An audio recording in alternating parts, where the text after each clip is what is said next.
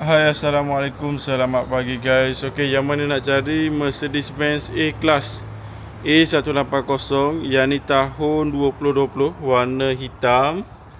Okey, kereta standard stock A180 Japan spec. Okey, yang ni mileage dia, jom kita tengok berapa dia punya mileage guys. Okey, untuk model ni dia tak ada sunroof. Okey, untuk A180 yang ni dia tak ada sunroof.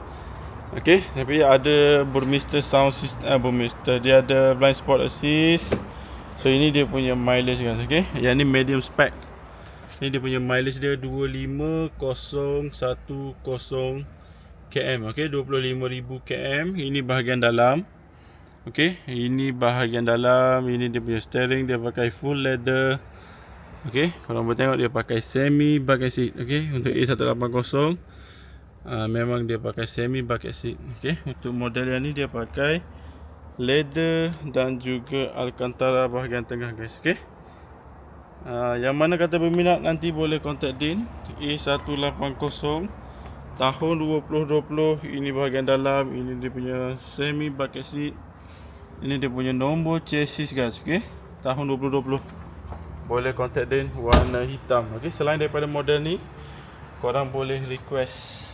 Kita ada banyak unit A180.